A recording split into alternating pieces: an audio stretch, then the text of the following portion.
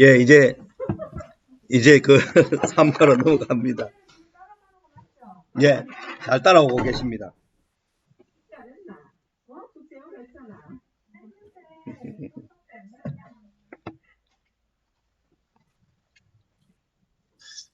목사님, 아마 발표자 보기로 안 보고 계시는 분도 계실 것 같아요. 아, 그래요? 제가 저기 출석을 좀 확인해야 되는데, 들으시는 분 확인을 좀 해주셔야 되는데. 예, 화면을 아마 발표자 보기로 해야 글자 같은 게 잘 보일 텐데. 네, 신지민 사모님 들어오셨네요. 아까 제가 인사했죠? 우리 사모님. 네네.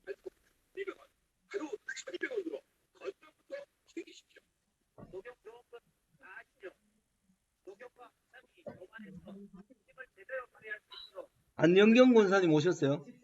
아, 집사님이세요? 아, 네네, 오셨어요. 네. 아, 네. 아, 네, 감사합니다. 남다은 자매님. 안녕하세요. 들어와 계십니까? 네, 아, 네, 그래요. 저 이름을 못 봐서 들어와 계시네요. 그 다음에, 김정선 전도사님. 김정선 전도사님. 예. 들어오셨어요? 네, 안녕하세요. 네, 네네. 들어와 계시네요. 네, 감사합니다. 예, 예. 우리 김성호 집사님. 아, 못 들었어요. 김성진 권사님 아니십니까? 김성진 집사님. 집사님입니다. 집사님. 집사입니다. 네, 들어와 계시죠? 예, 김성진 집사입니다. 네. 대구 우리교회입니다. 네네네. 들어와 계시네요. 감사합니다. 우리 이경건 집사님 들어오셨어요? 이경건 집사님 안 들어오셨어요? 이수경 집사님은요? 또 나가셨나 중간에? 이예원 집사님, 이형윤 집사님, 정아연 자매님. 네, 들어왔습니다. 들어와 계십니까? 네. 이형윤도 들어왔습니다. 이형윤, 예, 들어와 들어와 계십니까? 있습니다. 예, 네, 아유, 감사합니다. 최성환 집사님 들어와 계시고, 이병경진. 네. 예, 감사합니다. 확인을, 여기 얼굴이 뜨거나 또는 이름이 안 뜨면, 제가 쉬는 시간에라도 확인을 해야 됩니다. 네, 감사합니다.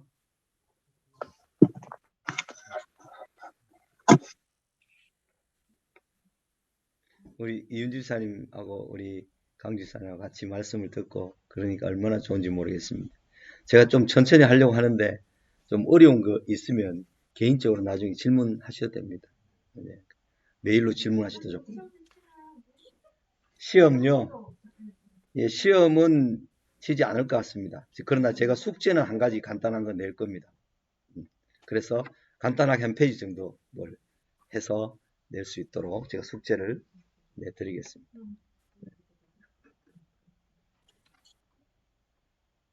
어려운 숙제 아닙니다.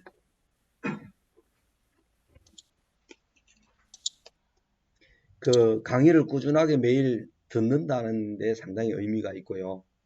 그 다음에 그걸 한번 듣고 또 잊어먹더라도 또 언젠가는 반드시 그 생각날 때가 있습니다. 그렇기 위해서 우리가 한번 듣고 또 듣고 또 듣고 이제 하는 것인데 우리 강도득 집사님은 강도숙 집사님 같은 경우에는 아침에 들으시고 또 저녁에 또 오셔요.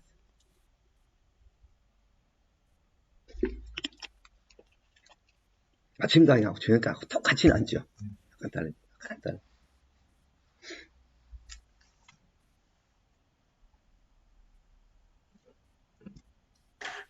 강의 시작하겠습니다. 다시 후반 한 40분 강의 시작하겠습니다.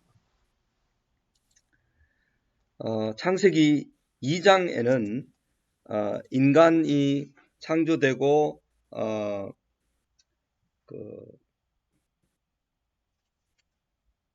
하나님께서 인간에게 말씀하시는 내용이 나옵니다. 그죠?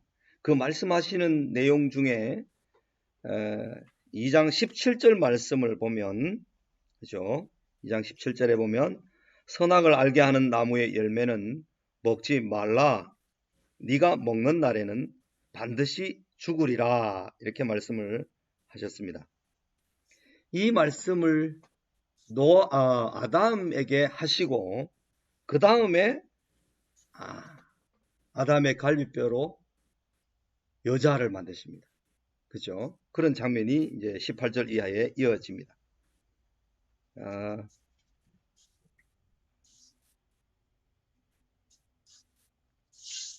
여기 20절에 돕는 배필이라는 말이 나오는데, 이것을 공부하기 위해서 뒤로 넘어가서 5페이지를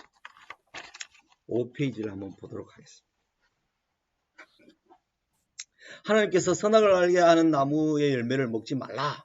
먹는 날에는 정령 반드시 죽게 된다 하는 말씀을 하셨고, 그 다음에 이제 남자에 상응하는 돕는 배필로 여자를 만들어 주셨는데, 이 창세기 2장 18절에 여호와 하나님이 가라사대 사람의 독주하는 것이 좋지 못하니 내가 그를 위하여 돕는 배필을 지으리라 하시니라, 이렇게 말씀을 하셨는데, 이 구절은 종종 여자가 남자보다 열등한 존재로 지어졌음을 나타내는 말로 받아들여 왔습니다.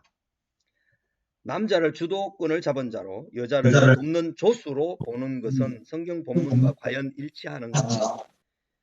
오늘날 뭐 페미니스트 뭐 이런 이야기들 많이 하는데, 어떤 교훈이나 사상이든지 이즘이 별로 없는 겁니다. 여성주의 뭐 이렇게 되고, 그게 하나의 주의로 되면 이제 그건 좋지 않죠. 이데올로기 또 사상이 되고 아주 편중되게 치우칠 가능성이 많습니다. 그래서 무슨 이즘이라고 할 때 조심해야 됩니다. 그죠? 그러니까 그런 쪽으로 가는 것은 상당히 이제 좀 신중해야 됩니다. 치우쳐 갈 가능성이 많기 때문에. 아담이 공동체나 상대할 사람 없이 살아가는 상태를 하나님께서는 불충분하거나 또는 부족한 상황, 좋지 못하니 이렇게 이제 해서 하나님께서 아담을 위해서 돕는 배필을 주셨는데, 이 뭐 전도서 4장 9절 12절 말씀이나 이런 말씀들에서 하나보다 둘이 낫다 하는 말씀을 이제 기록하고 있는데, 돕는이라는 말은 에제르, 그 밑에요 문단에 원조 도움이라는 말을 쓰고 있는데, 에제르는 두 개의 어원이 있다라고 이제 학자들은 이야기를 하는데, 하나는 구원하다라는 의미에서의 에제르가 있고, 또 구원하다라는 의미의 후제르에서 왔을 것이다. 이 에제르라는 말이, 그 후제르라는 말이 강하다라는 의미인데, 강하다라는 후제르와, 그러니까 이제 구원하다라는 우제르, 그 다음에 강하다라는 의미의 가제르라는 두 어원이 결합된 것이다, 이렇게 이제 이해를 하는데요. 에제르라는 말은 구약에서 21번 쓰이는데, 신명기 33장 26절 같은 데서 보면 여수르니여 하나님 같은 자 없도다. 그가 너를 도우시려고 에제르 하시려고 하늘을 타시고 궁창에서 위엄을 나타내시는도다. 여기서 이 에제르, 그 의미는 그가 너의 힘이 되시려고 라는 그런 의미입니다. 그 다음에 신명기 33장 29절에도 보면 이스라엘이여 너는 행복자로다. 여호와의 구원을 너같이 얻은 백성이 누구뇨?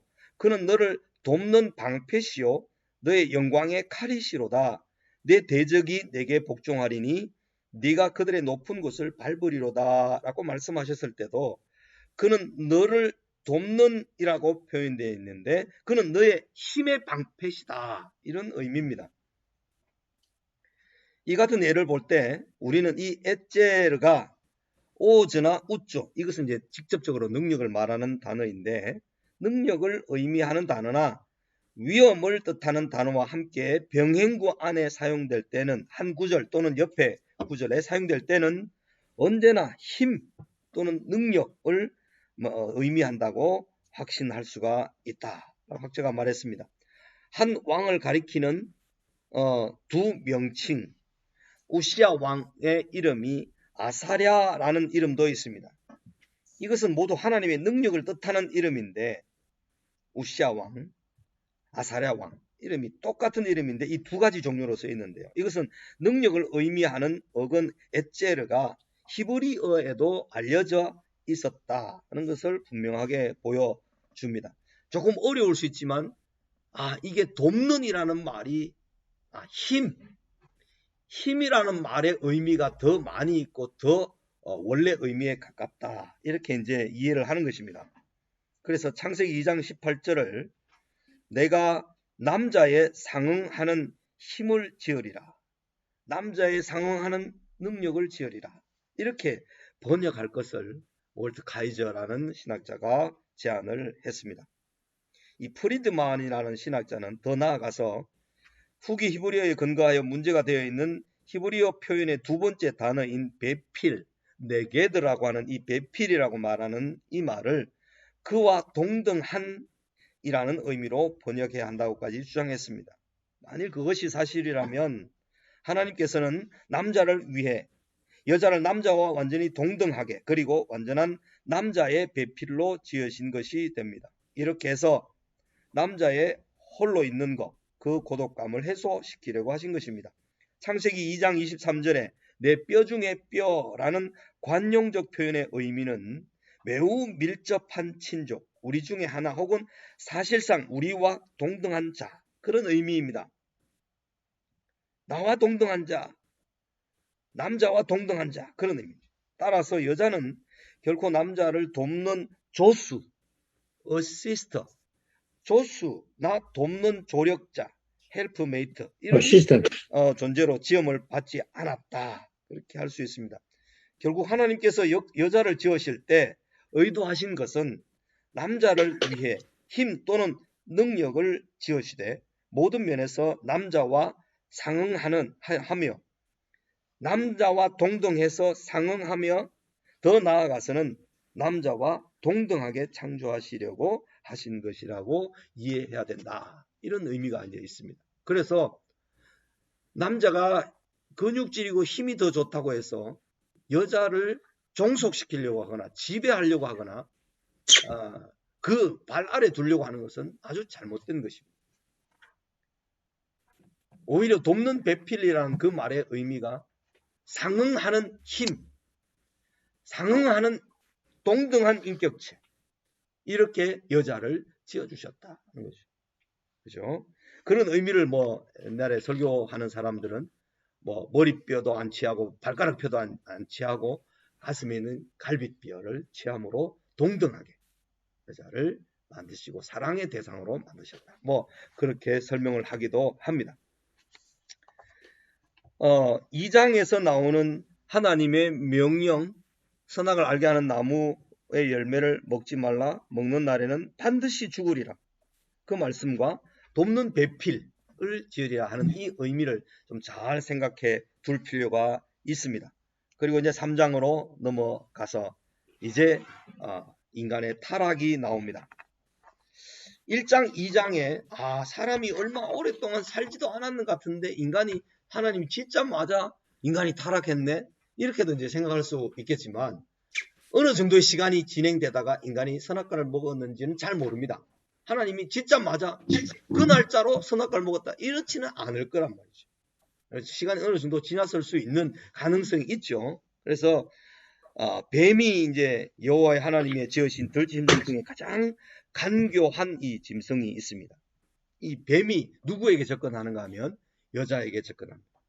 여자는 하나님의 말씀이 먹는 날에는 정령 죽으리라, 반드시 죽는다 하는 말씀을 아담에게 주시고 여자는 아담으로부터 간접적으로 들었을 가능성이 많습니다. 그래서 가장 간교한 뱀이 여자를 통해서 접근해서 꼬드깁니다. 이 뱀은 옛뱀, 용이라는 말로 요한계시록에 가면 사탄을 가리킵니다. 사탄.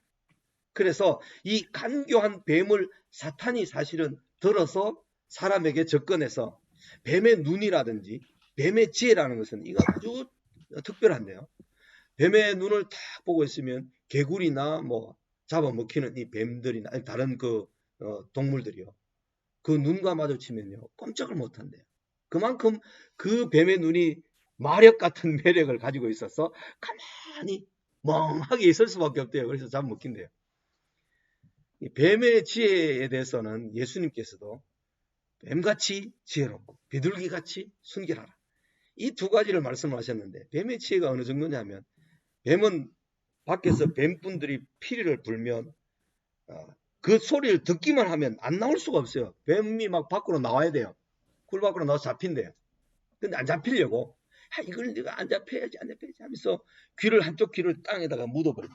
묻고 꼬리를 한쪽 귀에다가 꼽아가지고 그 소리가 안 들리도록 자기 귀를 다 막아버린대요. 그러면 자기가 이제 안 올라가도 견딜 수 있으니까.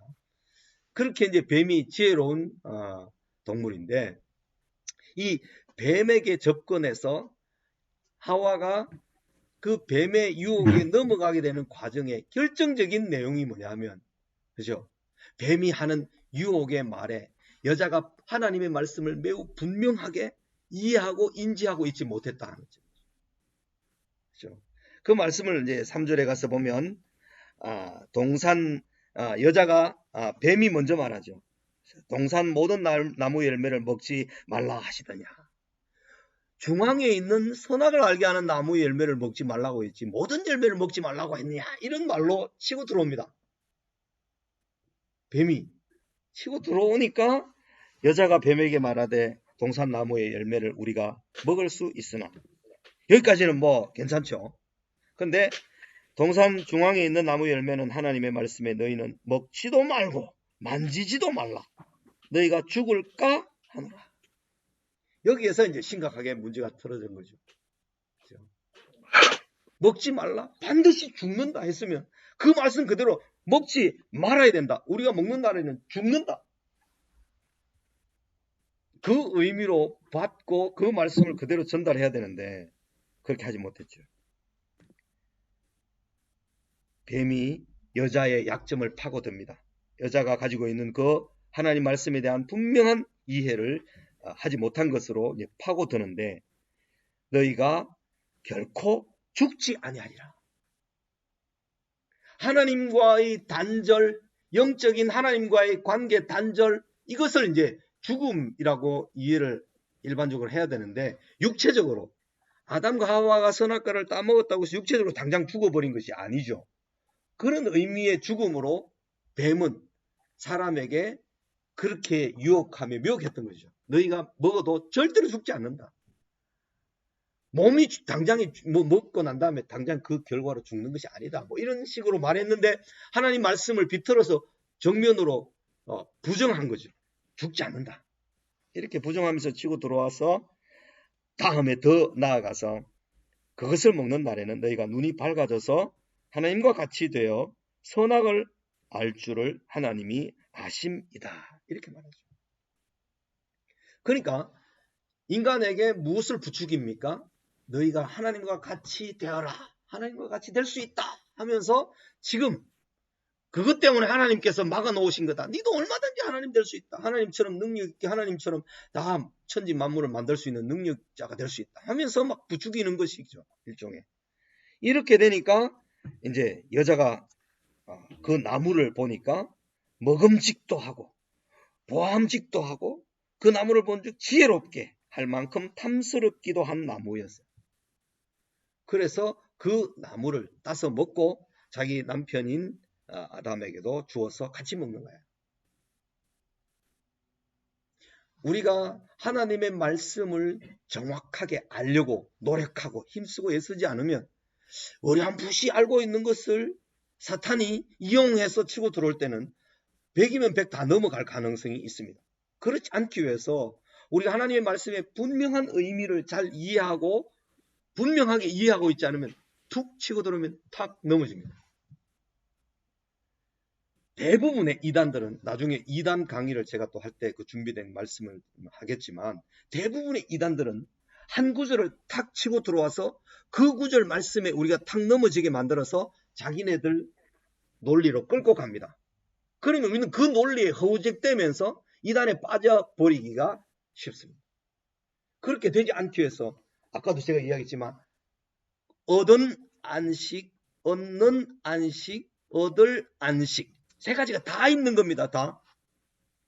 우리가 세 가지가 다 있는 거예요. 그런 것처럼 하나님 말씀을 어떤 한 구절을 이해할 때 그 구절을 핀셋으로 딱 뽑아내서 이해하면 안 됩니다. 핀셋으로 딱 뽑아내서 이해를 하면 어떤 위험이 생기는지를 제가 시편 12편 6절 7절 말씀을 읽으면서 한번 제가 말씀드릴게요.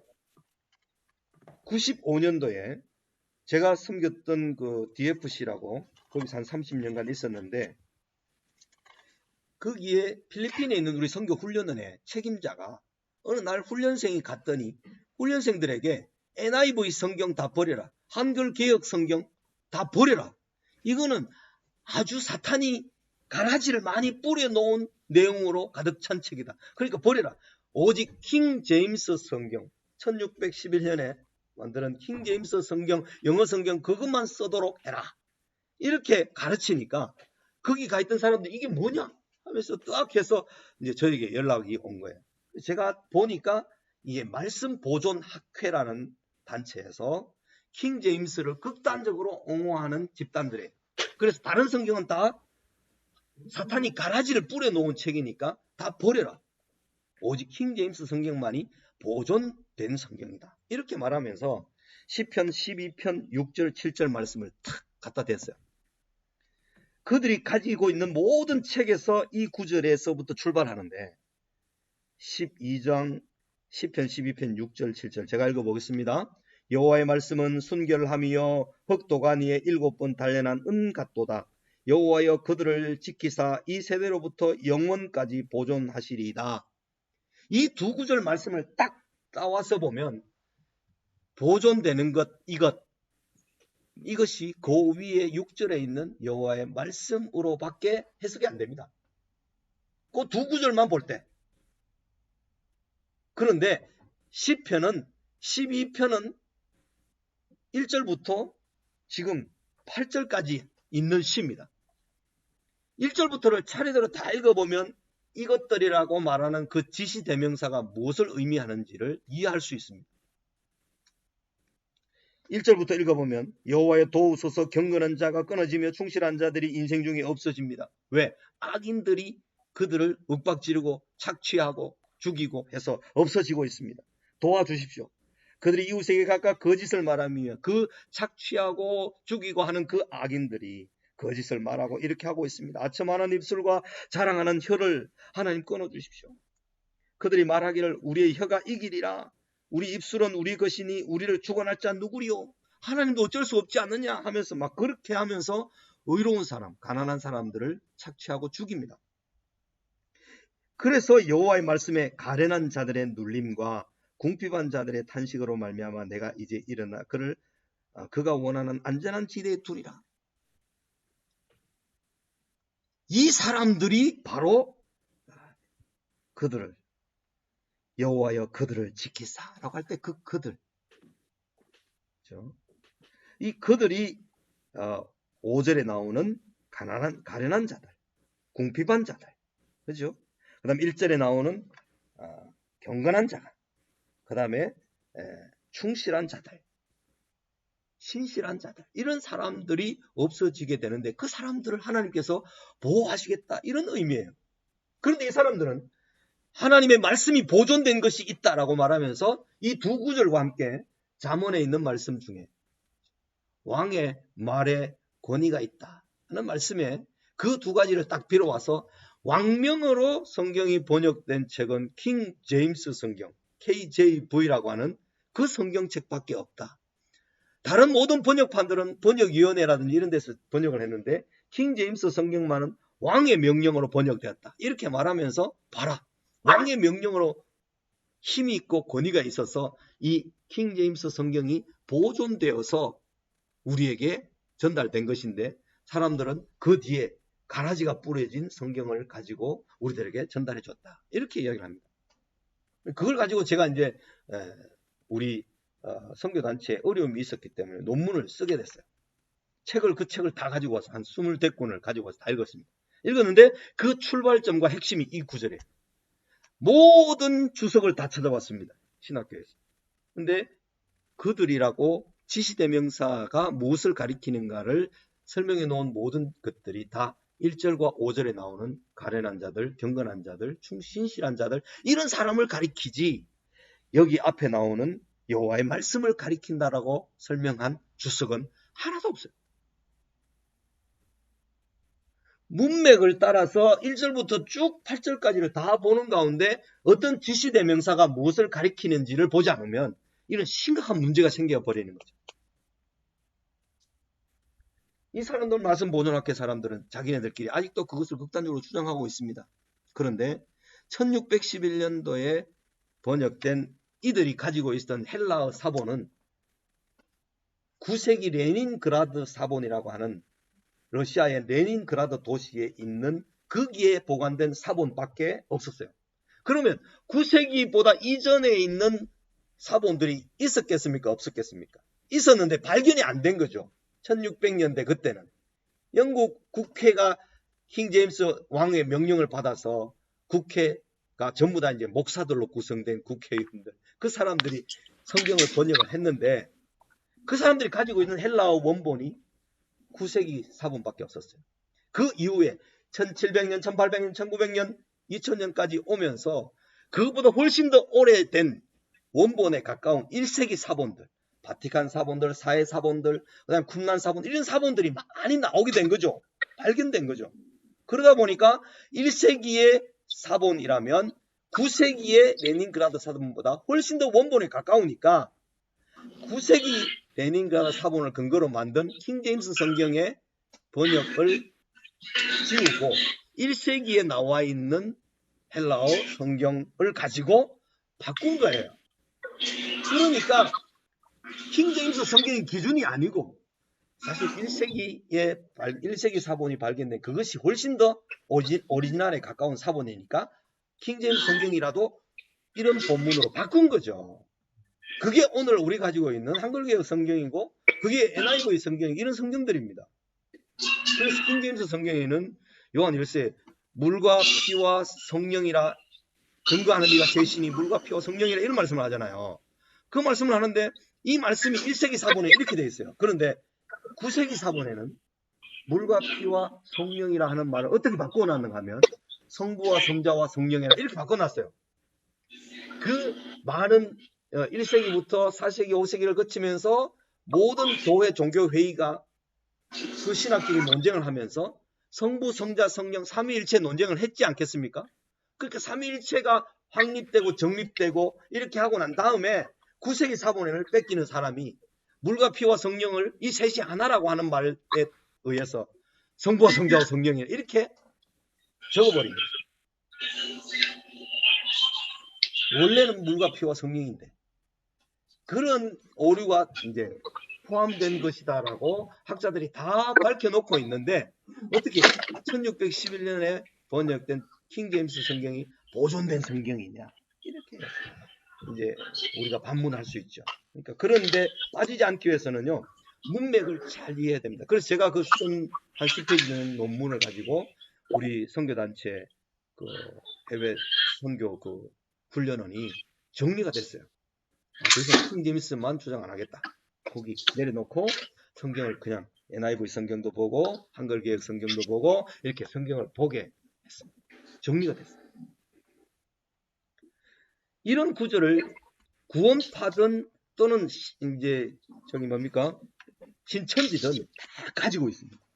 한 구절을 결정적으로 그들이 딱 토대로 삼고 있는 구절을 이것을 문맥에서 보면 그런 의미가 아니다라고 탁해줘야 되는데 논리가 있으면 이런 논리가 있으면 A로부터 시작해서 B로 가서 C로 가서 D로 가서 다시 A로 딱 돌아오도록 논리적으로 구성을 치밀하게 해서 여기에 어떤 구절 여기에 어떤 구절 여기에 구절 성경 구절을 핀셋으로 끌어다가 이 논리를 세우면 문선명이 논리든지 구원파 논리든지 뭐 박태선 논리든지 어떤 논리라 할지라도 성경이 워낙 방대하다 보니까 그 논리에 적합한 것들을 뽑아내서 이 논리를 딱 세워놓으면 이 논리에 들어가게 되면 이 논리가 돌아가는 대로 사람이 빠지게 되어 있어요. 그러니까 이 논리에 들어간 이 구절을 그 문맥에서 이렇게 봐서 이 구절은 여기에 들어가서 이런 논리에 쓰일 구절이 아닙니다라고 누군가가 작업을 해주고 설명을 해줘야 돼요.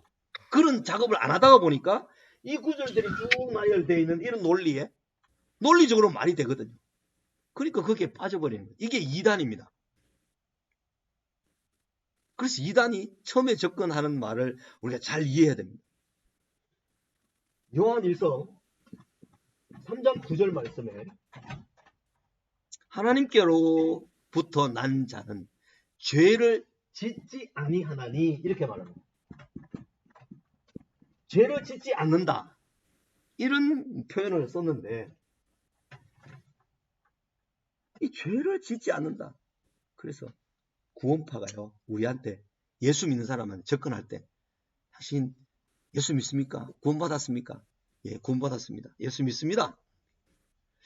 당신 죄 짓습니까? 안 짓습니까? 나 죄 짓는데요. 그럼 딱 치고 들어오는 말이 이 구절, 요한일서 3장 9절을 탁 펼칩니다. 성경을 많이 알고 있는 것처럼 탁 펼쳐가지고 요한일서 3장 9절에 하나님께로서 난 자마다 죄를 짓지 않는다고 했는데 당신은 죄를 짓고 있다고요? 그러면 하나님께로서 난 자가 아니네요? 당신 하나님께로서 난 자가 아니냐 하니까 그런가 보다 하고 끌려가기 시작하는 거예요. 이 구절은 요한일서 1장 9절, 요한일서 1장, 2장, 3장을 같이만 읽어도 이 구절이 그런 의미가 아니다는 것을 알 수가 있습니다. 요한일서 1장 9절에 만일 우리가 우리 죄를 자백하면 저는 미쁘시고 의로우사 우리의 모든 죄를 사하시며 모든 불의에서 깨끗게 하실 것이요 했거든요. 우리가 죄를 자백하도록 요구하고 있다고요. 고백하도록. 그 죄를 자백하도록 요구하고 있다는 것은 죄를 짓고 있는 거예요. 우리가 아무리 거듭나고 의인이 되고 했어도 죄를 안 짓고 살 수가 없어요. 우리 연약한 몸을 가지고 있기 때문에. 그러니까 죄를 날마다 고백함으로 살아라 그랬는데 여기 와서는 죄를 짓지 않는다. 너희 속에 하나님의 씨가 있기 때문이다. 성령이 있기 때문에 이런 말인데 이 죄를 짓지 않는다는 말이 무슨 말인가 고민을 해봐야 됩니다. 저는 이걸 처음에 구원파가 하도 기성을 부려서 이 구절을 이제 막 찾아봤어요. 영어 성경 무슨 성경 다 찾아보면서 헬라어 성경을 보니까 제가 27살에 이걸 집중 공부를 했는데 이 말에 짓다라는 이 말을 뭐라고 썼는가 하면 포이에오라는 말을 썼어요. 헬라어로. 이게 이제 좀 어려울지 모르겠지만 이 말의 의미는 to make라는 뜻이에요. 죄를 만든다, 짓는다 이런 뜻이에요.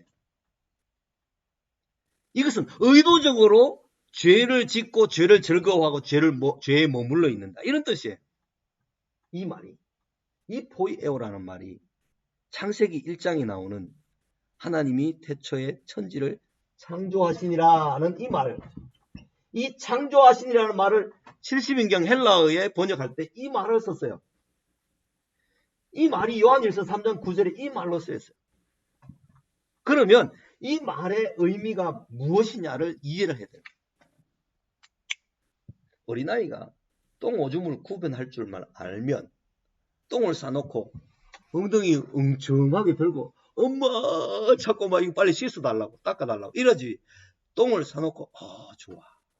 나는 5살이고 6살인데 좋아. 이러면서 거기에 그걸 좋아하거나 즐기거나 그렇게 하는 아이가 없습니다.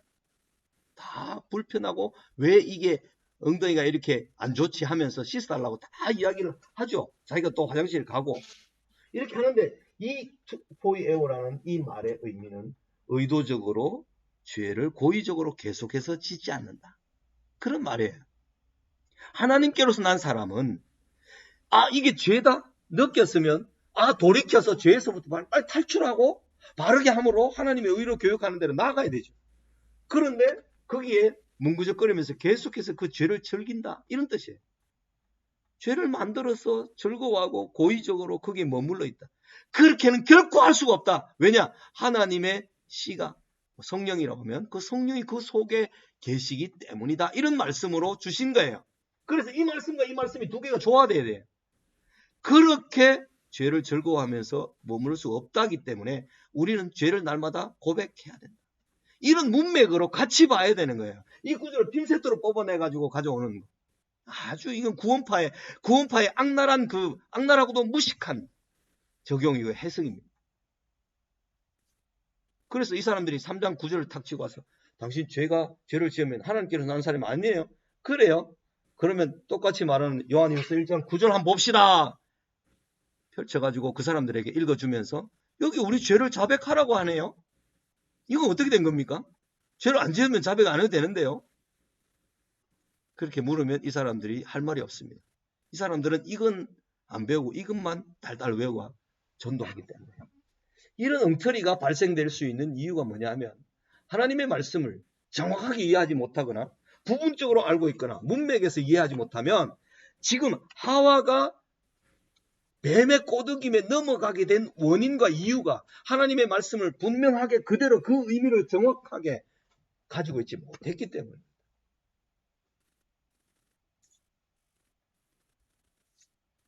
그죠? 아까 돕는 배필이라는 말을 했는데, 그죠? 동등하다.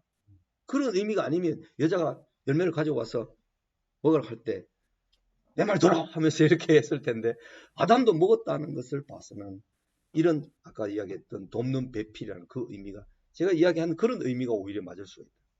아브라함도 마찬가지야. 아브라함도 자기 아내가 하나님 약속을 당신하고 사이에서 후손을 주겠다고 약속했는데 아내가 아무리 하갈하고 동침하라 하갈을 얻어서 자식을 낳아라 이렇게 하더라도 말 들어 엄청 이렇게 할 것 같으면 그렇게 했을 텐데 사례의 말을 듣잖아요. 들어서 받아들여준다는 것은 하나님의 말씀을 제대로 이해하고 있는 사람들은 부부 사이에 남자와 여자 남편과 아내의 관계가 얼마나 서로 상호 존중돼야 되고 얼마나 동등하고 얼마나 인격적인 관계 얼마나 수평적인 관계 동등한 관계 수직적인 관계가 아니라 수평적인 관계인지를 잘 이해해야 된다는 거죠. 남자도 그것을 잘 이해해야 되고 여자도 그것을 잘 이해해야 된다. 이제 그런 점을 우리는 이제 하와가 말씀을 잘 정확하게 이해하지 못하고 있어서 꼬드김을 받아 넘어가게 되는 이런 장면까지 이제 한번 생각을 해볼 수 있습니다. 그 다음에 넘어가서요. 교재 6쪽에 한번 가서 보겠습니다. 이렇게 죄에 빠지고 난 다음에 죄에 빠진 가장 큰 특징이 자기의 죄의 책임을 다른 사람에게 전가한다는 거죠. 하와는 남편에게,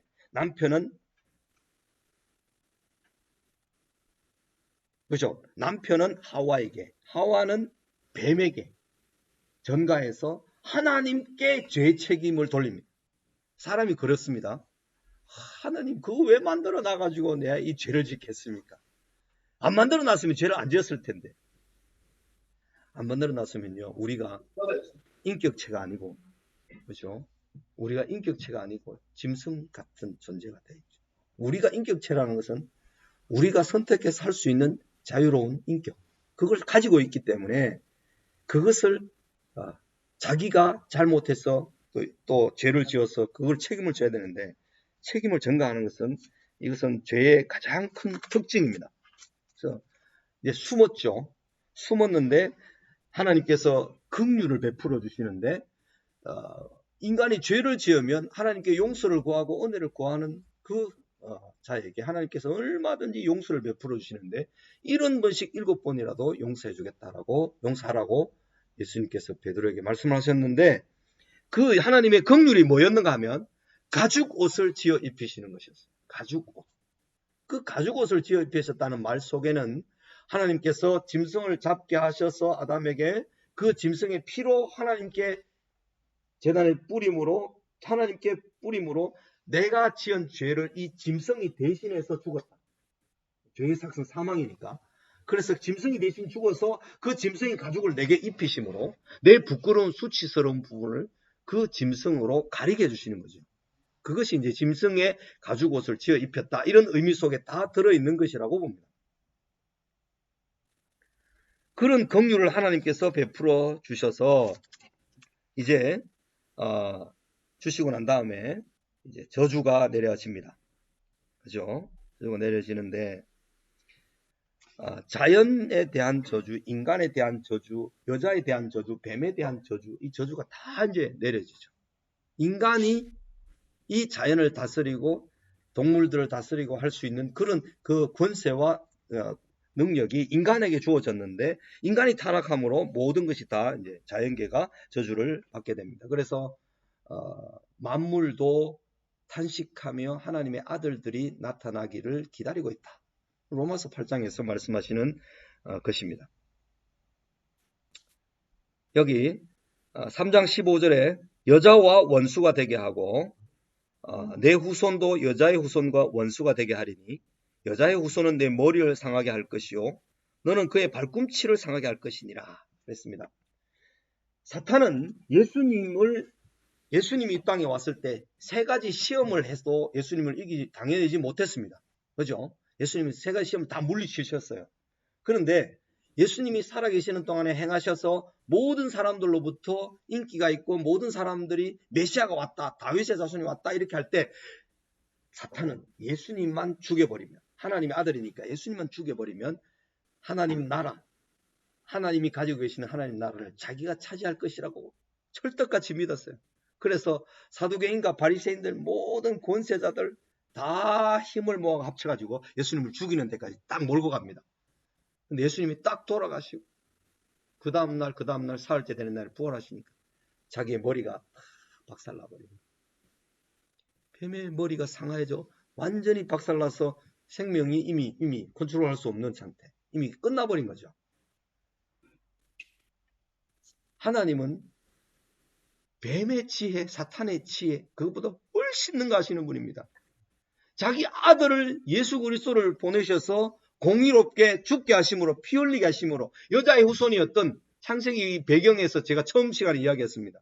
여자의 후손 여기 3장 15절에 나오고 12장 22장에 아브라함의 후손이 나오고 49장에 가면 유다의 후손 나온다고 세 가지를 제가 제일 첫 페이지에 적어놨습니다.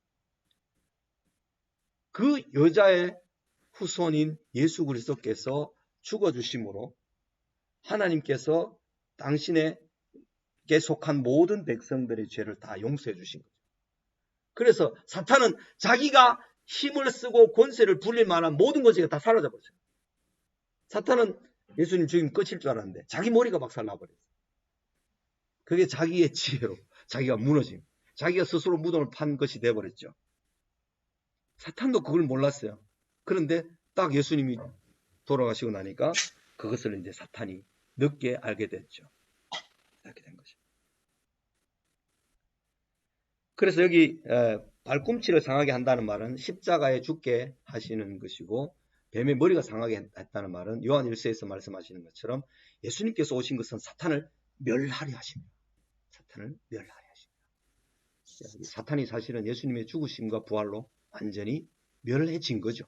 그게 지금까지 살아남아서 능력을 가지고 있는 것은 그의 몸뚱이, 꼬리가 살아있고 몸뚱이 아직 살아있어 움직이는 그런 것으로 봐야지 머리는 이미 박살난 것입니다. 이 3장 15절이 원복음이라고 우리에게 알려져 있습니다. 원복음. 최초의 어떤 복음. 그죠? 여자의 후손에 대한 예언이기 때문에 메시아에 대한 이야기를 합니다. 제가 3장 16절까지를 하고 마치려고 했는데 시간이 거의 다 됐는데 8시 반까지죠. 제가 벌써 시간이 다 됐습니다. 5시간에 2시간을 예상으로 했던 그 시간보다 좀 짧아서 여기까지 다 해야 되는데 다 못하겠습니다.